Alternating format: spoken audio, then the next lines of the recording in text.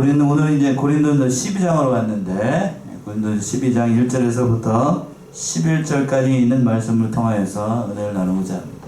그래서 말씀의 제목을 성령의 은사 이렇게 잡았어요. 무슨 은사라고요? 성령의 은사. 예, 성령의 은사. 본문의 말씀 이제 11절까지 있는 말씀인데, 이제 대제로 나눈다라고 하면 세 개로 나눌 수가 있겠습니다. 3절까지는 오직 성령을 받은 자만이 예수님을 주님이라고 고백할 수 있다는 거예요. 성령을 통해서 예수님을 깨닫게 된다는 거죠. 그 말씀이 3절까지 있는 말씀이고, 또 4절부터 7절까지는 하나님께서 다양한 성령의 은사를 주셨는데, 그건 교회의 유익을 위해서 주신 거예요. 자랑하라고 준 게 아니고 그 성령의 은사를 주셨다는 거고, 그리고 또 8절부터 11절까지는 말 그대로 성령께서 그 깊으신 뜻대로 다양한 은사를 주셨다라고 이렇게 말씀하고 있는 대목이에요. 성령의 은사, 잘못 이해하게 되면 오늘날 잘못 이해하고 있는 사람들이 많기 때문에 오늘 이 말씀을 통해서 우리가 좀 주의 깊게 살펴봐야 되겠습니다. 첫 번째 대제로 가서 1절과 3절에 있는 것처럼 성령을 통하여서만 예수님을 누구라고 고백할 수 있냐면 주님이라고 고백할 수가 있어요. 그게 가장 큰 은사예요. 먼저 1절 한번 읽어보세요. 1절. 형제들아, 신령한 것에 대하여는 내가 너희의 알지 못하기를 원치 아니하노니. 예, 1절을 시작을 할 때에 형제들아, 신령한 것에 대하여는 이렇게 시작을 하고 있습니다. 그러니까 하나님과 성도와의 관계에 의해서 영적인 그런 것, 신령한 것, 그것에 대해서 사도 바울이 얘기하고 싶은 건데, 특별히 여기서는 하나님께서 우리에게, 즉 성도들에게 주신 은사들이 많은데 그 은사들에 대해서 바로 알고 깨달아서 신앙생활을 해야 될 것이다, 그 얘기를 하고 있는 거예요. 하나님께서 우리에게 주신 그 은사, 하나님을 교회에 유익을 주고 하나님을 잘 믿도록 주신 그 은사를 바르게 알고 또 바르게 사용해야만 교회에 유익이 될 수 있다는 거예요. 그래서 이제 여기서부터 12장부터 해서 14절까지가 교회의 공적인 예배에서 특별히 중요한 은사들에 대해서 특별히 질서 있게 이 모든 일들을 행해야 된다라고 강조를 하고 있는 거예요. 내가 이런 은사를 받았으니까 내 마음대로 하겠다, 그건 교회에서 할 일이 아니라는 얘기입니다. 쉽게 얘기해서. 그러니까 모든 것을 할 수 있어도 그것이 다 유익한 게 아니면 하지 않아야 돼요. 그게 사도 바울의 그 신앙 정신입니다. 신앙 정신. 은사의 면에서도 마찬가지, 은사를 주신 것도 마찬가지입니다. 그러니까 오늘 이제 11절까지 있는 말씀도 하나님께서 교회를 세워나가시고 또 특별히 그 사랑하시는 성도들에게 예수님을 잘 믿고 하나님을 잘 섬기도록 하기 위해서 은사를 주셨어요. 은사. 우리말로는 은사고, 헬라어 원어를 보게 되면 이게 내자라고 그랬어요. 앞에가 카로 시작해요. 카리스마. 저 사람 카리스마 있다라고 보통들 얘기하죠. 그게 다 어디서 나온 말이라고요? 성경에서 나온 말이에요. 성경에서 나온 말. 그러니까 보통 하나님께서 주시는 특별한 은사, 그걸 카리스마라고 얘기를 하는 거예요. 카리스마. 그러니까 특별하게 요즘 어떤 후보들이 나와가지고 그런 얘기들 하는데, 그러한 특별한 은사, 그걸 카리스마라고 얘기해요. 하나님께서 주신 은사. 그러니까 그거는 교회의 유익을 위한 거지 자기를 위한 게 아니라고 얘기하고 있습니다. 그 사실을 알기를 원했는데 1절 하반절에서 이렇게 얘기하고 있잖아요. 내가 너희 알지 못하기를 원치 아니하노니. 그러니까 내가 지금 또 이 신령한 일에 대해서 얘기를 할 것인데, 하나님께서 주신 그 은사에 대해서 얘기를 할 것인데, 너희가 그것을 바로 깨달아서 교회에 유익을 주고 너희의 믿음을 잘 세워나가는 당부의 말씀으로 이 얘기를 하고 있는 거예요. 자, 그래서 봅시다. 2절 한번 보세요. 2절 이렇게 얘기하고 있습니다. 너희도 알거니와 너희가 이방인으로 있을 때에 말 못하는 우사에게로 끄는 그대로 끌려갔느니라. 예, 먼저 신령한 일을 얘기를 하기 전에 고린도 교회 사람들이 예수 믿기 전의 상태가 어떠했는지를 먼저 얘기를 하고 있는 거예요. 고린도 교인들뿐만 아니라 저와 여러분들도 마찬가지죠. 예수 믿기 전에 우리의 심령의 상태, 우리의 상태가 어떠했는지를 알아야 예수 믿고 난 다음에 얼마나 큰 은혜를 받았는지를 알 수 있겠죠? 그 얘기를 먼저 알고 있는 거예요. 너희가 알고냐? 너희가 이방인으로 있을 때에 말 못하는 우상에게로 끄는 대로 그대로 끌려갔다. 그래서 먼저 너희가 이방인으로 있을 때에, 이방인으로 있다는 얘기는 예수 믿기 전이라는 얘기입니다.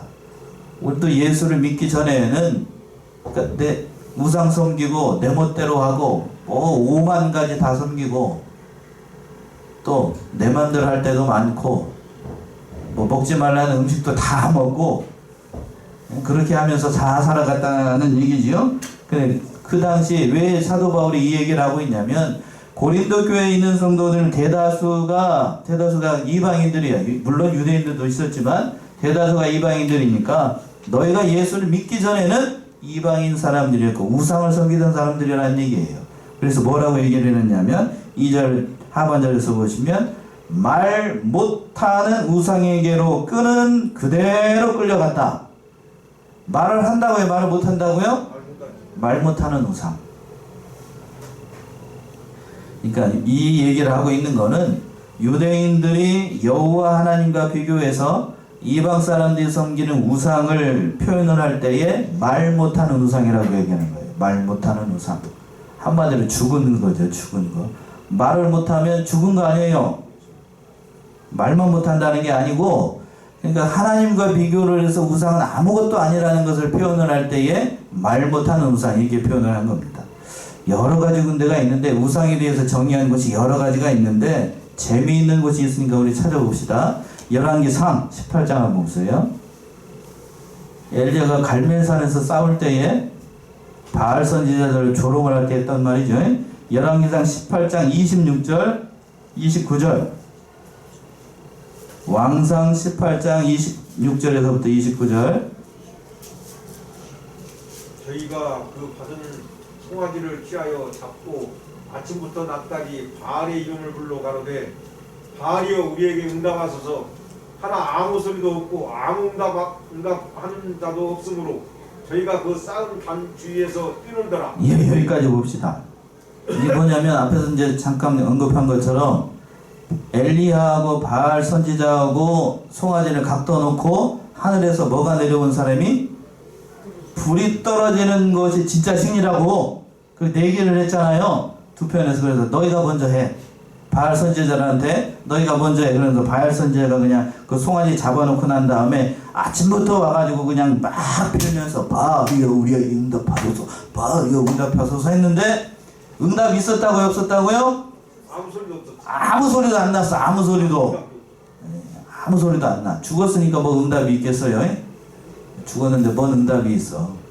그러니까 아무 소리도 안 나니까 그 다음에 27절이요. 27절. 오정에 이르러는 엘리야가 저희를 조롱하여 가로되 큰 소리로 부르라.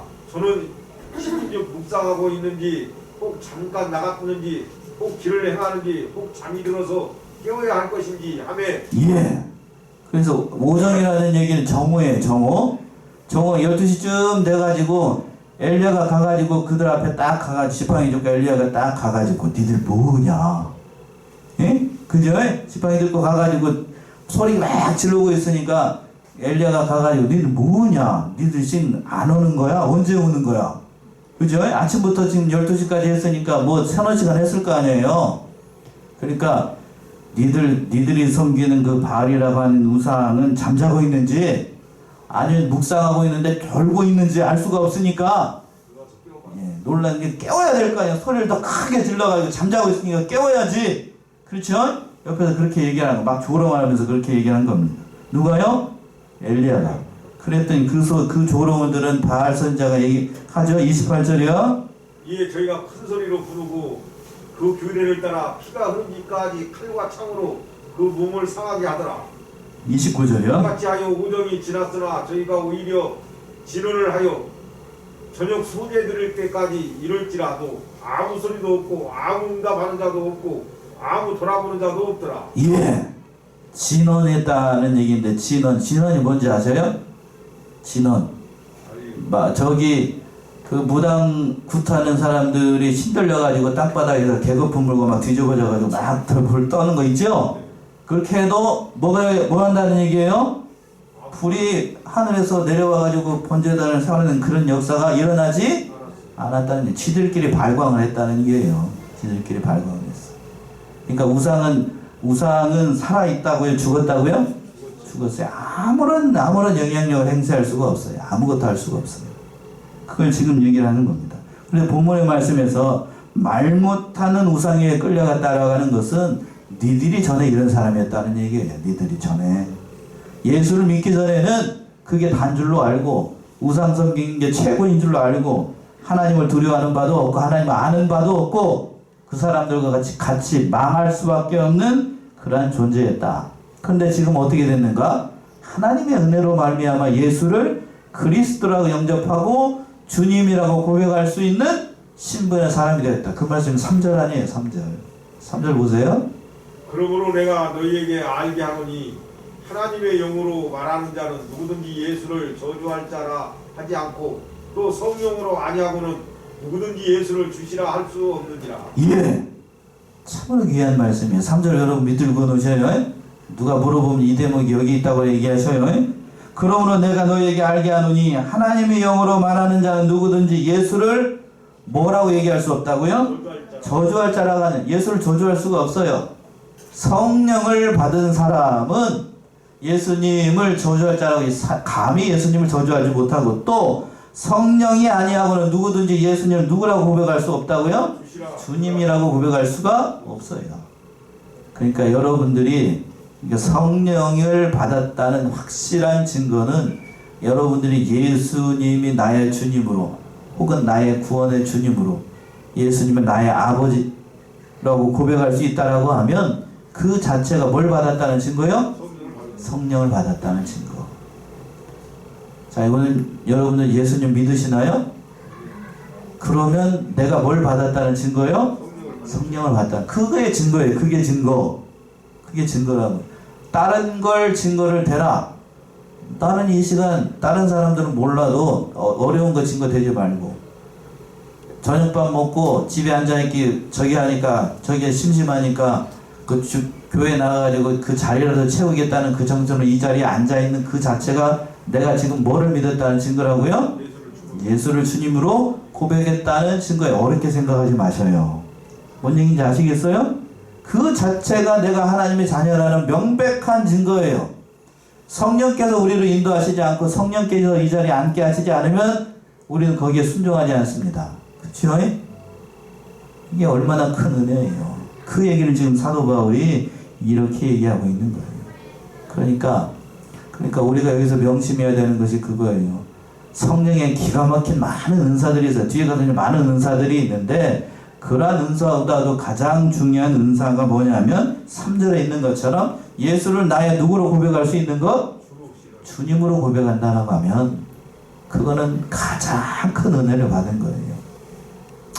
제가 전도해보고 또 뭐 서울에 있는 큰 교회들 이렇게 같이 하면서 느낀 바는 그래. 전도해보면 그렇습니다. 자기는 죽어도 예수님이 자기를 위해서 돌아가셨다는 사실이 믿어지지 않는데요. 믿어지지 않는데 그런 사람이 진짜로 있나 봐요. 있나 봐요. 그러나 그 사실 자체가 내가 주님으로 믿어진다, 예수님이 나의 주님으로 믿어진다는 그 자체가 은혜이고 그것이 내가 하나님의 백성이라는 명백한 증거이고 내가 성령을 받았다는 명백한 증거예요. 그러니까 다른 성령의 은사들이 없어도 또 뭐 순복음이나 다른 계통에서 얘기하는 것처럼 방언을 해야 또 다른 은사가 있어야 내가 성령을 받았다라고 그렇게 얘기하는 건 성경을 제대로 깨닫지 못한 거예요. 그 은사 가운데 한 구절뿐인 은사 가운데 많은 성령께서 주신 하나님의 은사 가운데 한 가지 중에 한 가지. 자 봅시다. 구체적으로 그 많은 은사를 주셨는데 두 번째 대조 4절부터 7절까지 그 말인데 4절 보시면 다양한 은사를 주셨어요. 4절이요? 은사는 여러 가지나 성령은 같고. 예. 은사는 몇 가지라고요? 여러 가지. 여러 가지를 주셨어요. 그러나 성령은 다 같아요. 그러니까 이 말인즉슨 성령께서 은혜로 은사를 주셨어요. 은사를 왜 줬는가? 하나님의 일에 유익을 주기 위해서. 예를 든다라고 하면 여러분들이 그렇게 좋아하는 병들고 육체적으로 어려운 사람들이 가장 큰 은사라고 생각하는 것이 병 고치는 은사라고 얘기합니다. 그렇죠? 육신의 병이 낫거나 누가 안수해주고 기도했더니 병이 갑자기 나아버렸어. 그래서 믿음이 연약한 사람들은 그게 가장 큰 은사라고 생각하기가 쉬운데 오늘 성경에서 보게 되면 그게 아니에요. 사도 바울이 3절에서 명백하게 고백하고 있는 것은 성령이 주신 가장 큰 은사는 뭐라고요? 예수님은 누구라고 고백하는 것? 주님이라고 고백하는 것. 그게 가장 큰 은사예요. 그리고 난 다음에 하나님께서 다른 그 성령을 통해서 여러 가지 은사를 주신 겁니다. 그 가운데 하나가 뭐라고 여러분들이 그렇게 좋아하는 것 중에 한 가지? 뭐요? 병 고치는 은사. 뒤에 가서도 나와요. 그러니까 인간적으로 생각을 했을 때는 그러니까 어떤 특별한 은사를 받아가지고 이것이 뭐 나의 유익을 위해서 주신 것이다. 그렇게 생각하면 안 되고 또 뭐 다른 은사를 줬다라고 해서 그것을 과대평가해서도 안 돼요. 여러 가지 은사 가운데 나의 신앙과 나의 인격과 하나님의 유익을 위해서 그 은사 가운데 많은 은사들이 있어요. 이 성경에 기록되어 있는 이 은사뿐만 아니고 그 많은 은사 가운데 여러분들 신앙에 도움이 될 만한 것을 하나님께서 아시기 때문에 그 은사를 여러분들에게 줘요. 저에게도 줬고 여러분들에게 줬어요. 다 있어요. 다 있어. 여기 앉아 계신 분들도 다 있어요. 그 은사가 다 있습니다. 목사님, 저는 잘 모르겠는데요. 그런 분 있으면 저한테 얘기하세요. 제가 얘기해 줄게. 다 있어요. 다 있어. 그 은사가 다 있습니다. 또 5절 한번 보세요. 5절. 직임은 여러 가지나 주는 같으며. 여기서 직임이라고 그랬습니다. 직임. 그러니까 하나님께서 어떠한 그 직분을 맡길 때에 주시는 은혜를 직은이라고 얘기해요. 직은. 그거는 직분을 감당할 수 있는 은혜. 그러니까 저를 뭘로 세웠죠? 목사로 세웠습니다. 목사로 세웠을 때에는 목사의 직분을 감당할 수 있을 만한 능력을 주셔야 될까요? 안 주셔야 될까요? 주셔야 되죠. 특별히 말씀의 은사겠죠. 말씀의 은사, 성경을 보는 것에서도 깨닫는 그런 게 없다라고 하면 이 일을 하기가 여간 빡빡하지가 않아요. 빡빡하지 않아요. 그리고 여러분들은 말씀을 듣고 은혜 받는 은사를 주셔야 돼요. 말씀을 듣기는 들었는데 도대체가 무슨 말인지 못 알아듣겠고 그러면 졸리기만 하고 깨닫기는 영이 없다라고 하면 그것보다도 앉아있는 게 자체가 힘들잖아요. 그렇죠? 그 은사를 다 직분에 따라서 줬다고요. 그러니까 모든 것이 다 주님으로부터 그 하나하나 다 주셨다고 하는 겁니다. 그러니까 직분을 감당할 수 있는 은혜를 주신 것을 가지고 내 자랑으로 삼거나 내 유익을 위해서 일을 하는 건 그건 옳은 게 아니에요. 그건 옳은 게 아닙니다. 목사, 저를 예를 들게요. 여러분들 예를 드는 것보다. 목사에게 하나님께서 은혜를 많이 주십니다. 저도 은혜를 많이 주신 걸 느끼는데 그 성경을 볼 때는 유익한 면이나 깨닫는 것, 그걸 자기 유익을 위해서 쓰라는 걸까요? 아니면 성도들에게 그걸 잘 요리를 해서 먹이라고 주신 걸까요? 후자겠죠? 후자라고. 그러니까 그걸 잘 활용을 하는 것, 그것이 참 하나님의 은혜 가운데 참 중요한 일이에요. 또 6절 보시면 또 6절은 이렇게 얘기를 했습니다. 6절이요.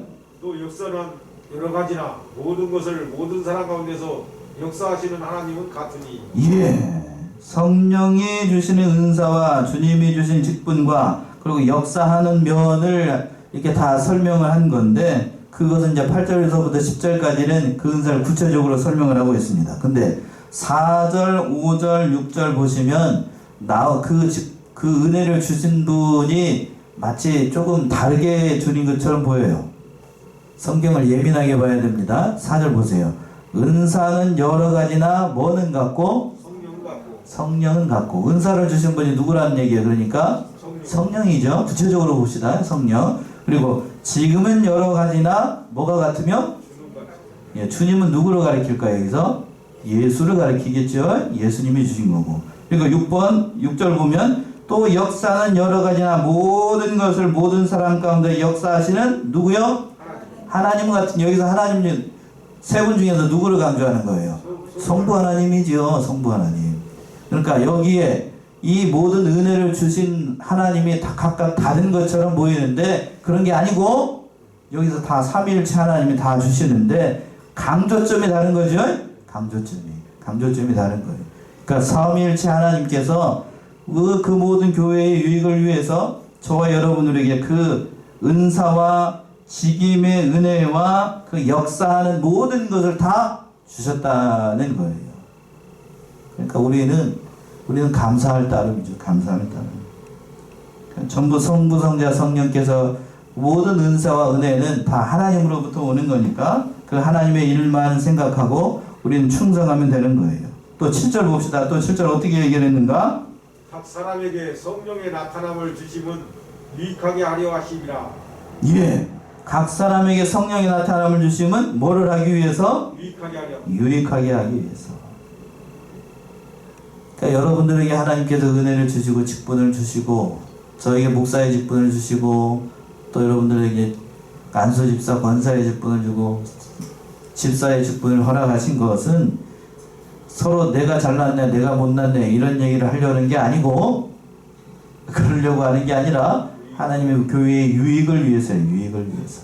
그러니까 은혜를 많이 받은 사람일수록 더 많이 충성해야 되고 더 많이 인내해야 되고 맞죠?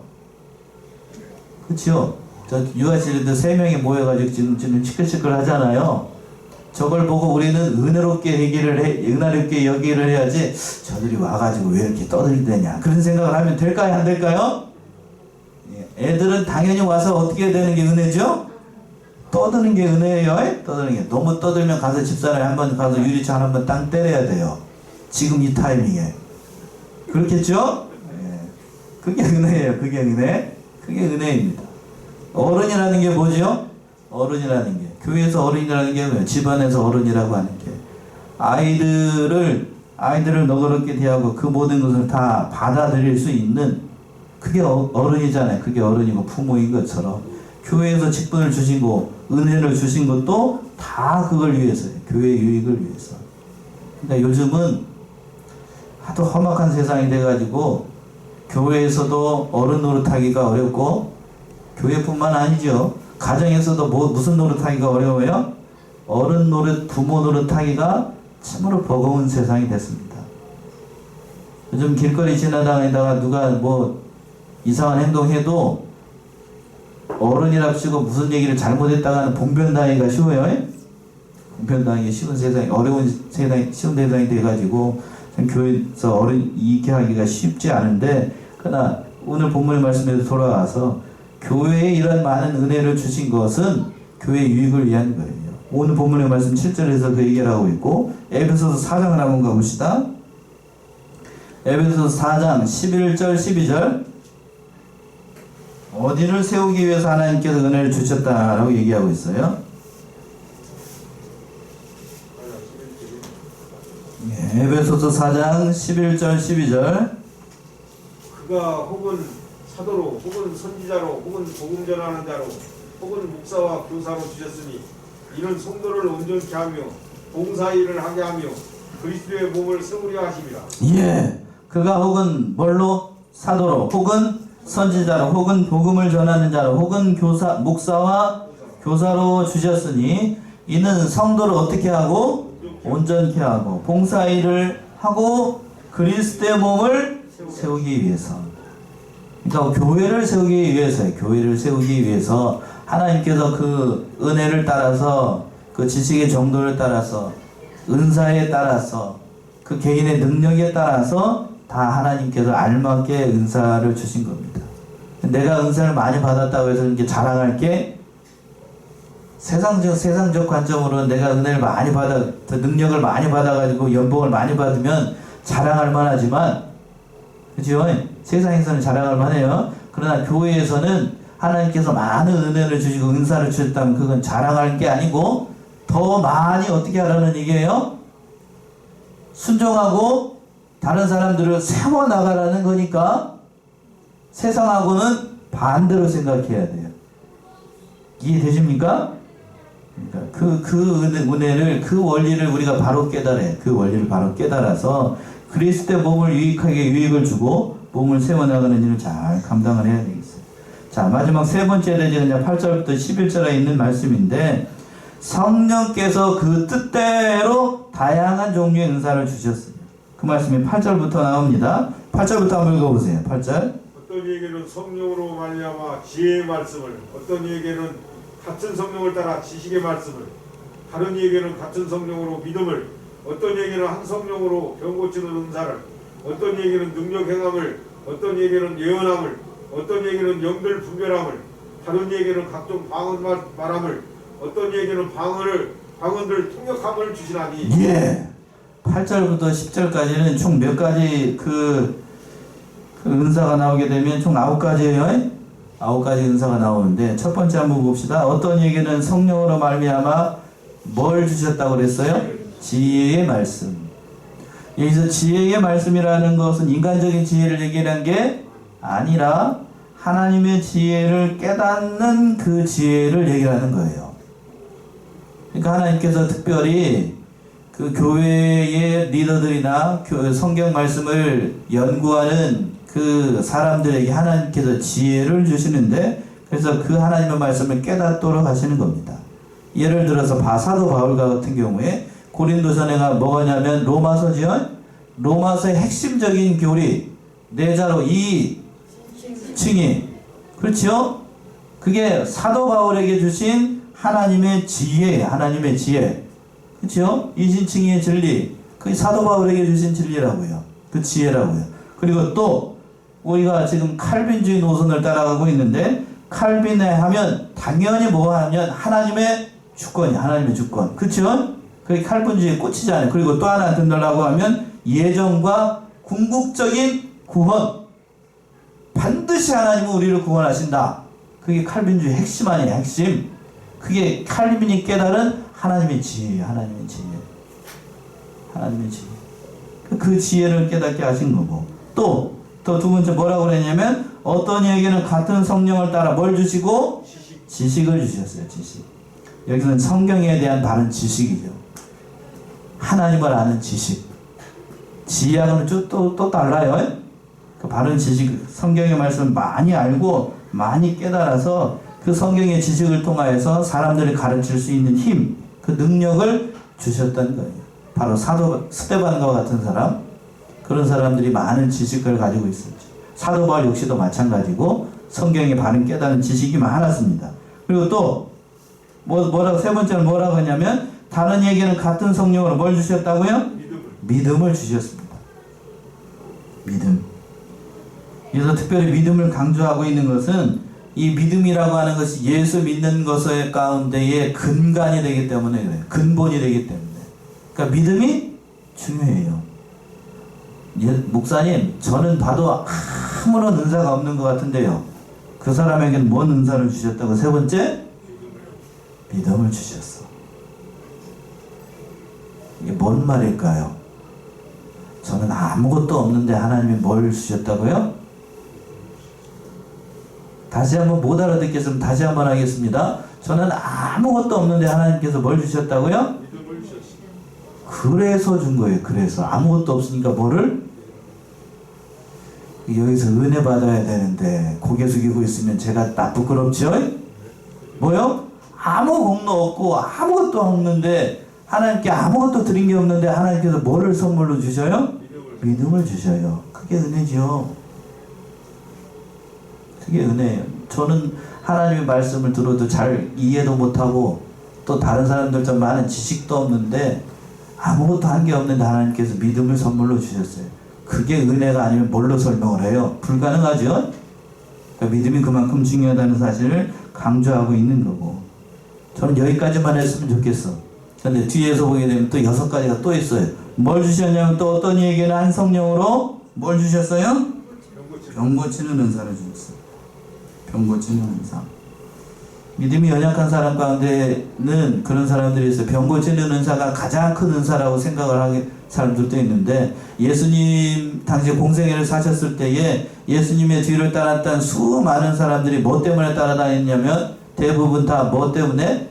이 그렇죠? 병 고침 육신적인 문제 때문에. 그러니까 하나님께서 목회자를 부를 때에도 이 병 고치는 은사, 신유의 은사라고 얘기를 하죠. 신유의 은사. 저 그거 부정하는 거 아니에요. 부정하는 거 아닌데 하나님께서 그러한 병 고치는 은사, 신유의 은사를 주게 되면 잘못하면 그 목사 다른 길로 가기가 쉽습니다. 여기 전도사님도 계시고 연세 드신 다른 분들도 계신지 봐주셔서 아실지 모르겠지만 대부분 그 은사를 가지고 있는 사람의 그 마지막 결말이 좋은 분이 많은가요? 안 좋은 분이 많은가요? 안 좋은 사람이 많아요. 그 말로가 결코 은혜롭지 않은 사람들이 많아요. 안 좋다고요. 차라리 그런 은사를 주시지 않은 것만 못한 경우들이 더 많아요. 그렇죠? 여러분들이 더 느끼지, 그걸 더 잘 알잖아요. 그러니까 아무것도 없어도 제가 여러분들한테 강조하고 싶은 거 그래요. 아무것도 없는데 하나님께서 은사를 주신다라고 하면 제가 봤을 때에는 세 번째 은사가 가장 좋은 것 같아요. 뭔 은사요? 세 번째가 뭔데요? 믿음의 은사. 믿음의 은사. 목사님, 저는 아무것도 없는데 하나님께서 그 믿음을 주셨어요. 그게 은혜지요. 그게 은혜. 다른 거 바라보지 마셔요. 저 같은 사람에게는 믿음만 주면 곤란하고 그 앞에 있는 거 두 가지 더 뭐하고요? 하나님의 지혜, 그리고 또 지식의 뭐요? 말씀. 그래야 되겠지요? 그래야 성도들 먹여 살릴 거 아니에요. 제가 원한다라고 하면서 그런 거예요. 그런 은사를 주신 겁니다. 그리고 또 뒤에 가서 봅시다. 병 은사 말고 또 어떤 사람에게는 뭐를 행함을? 능력 행함. 여기서 능력 행함이라는 것은 뽐내난다는 의미가 아니고 성도에게 어떤 어려운 일을 담당할 때 그 고난을 이겨나갈 수 있는 힘을 주신다는 얘기고, 또 어떤 사람이 뭐를 주셨냐면 예언함. 여기서 예언이라고 하는 것은 뭐 저기 무당에 굿하다가 저 앞날 얘기하는 거 그런 예언이 아니고, 그런 예언이 아니라 그 교회에서 마땅히 해야 될 일에 대한 것을 깨닫는 걸 얘기를 하는 거예요. 깨닫는 거. 그러니까 우리가 생각하는 그런 예언하고 좀 달라요. 그 말씀을 깨닫는 면도 포함되어 있는 말씀이고, 또 어떤 사람이 뭐를 분별함을? 영들을 분별함을. 그러니까 그 다른 교서도 그랬죠. 악령도 뭘로 가정을 할 수 있냐면 천사로 가정을 할 수가 있어요. 기도하다가 갑자기 이상한 천사, 광명한 천사가 나타났다고 해서 그것이 하나님께서 주신 그 은혜이고 천사다, 그렇게 얘기하면 그 잘못하게 되면 큰일 나요. 이게 진짜로 하나님께서 주신 건지 보여주신 건지 아닌지 알 수가 없어요. 오히려 안 보여주는 게 더 나아요. 성도들한테는. 모르는 게 뭐요? 모르는 게 약일 수 있다고. 어설프게 알면 선무당에 뭘 잡아요? 사람 잡아요. 저도 이제 공부를 좀 많이 하고 신대원에서도 그렇고 지금도 공부를 많이 하는 편입니다만, 그 성도들 가운데 믿음 어디 가가지고 누구한테 뭔 소리 듣고 또 책 몇 권 보고 와가지고 목사한테 따지는 사람들이 가끔 있는데, 저는 그런 사람들 같으면 만약에 우진이가 저한테 그렇게 달라면 저는 이거부터 때려버립니다. 조인트 그렇다가. 그러니까 뭐를 안다고 지금 그렇겠죠? 웃겨버려. 그 얘기 들으면. 만약에 사도 바울 앞에서 이신칭에 대해서 얘기를 하면 사도 바울이 뭐라고 그럴까요? 웃어버린다고. 웃어버려. 그렇죠? 그 얘기를 하는 거예요. 그러니까 악한 영이라고 해서 다 옳은 게 아니고 좀 분별을 해야 됩니다. 분별할 수 있는 그런 능력을 주셨다는 거고.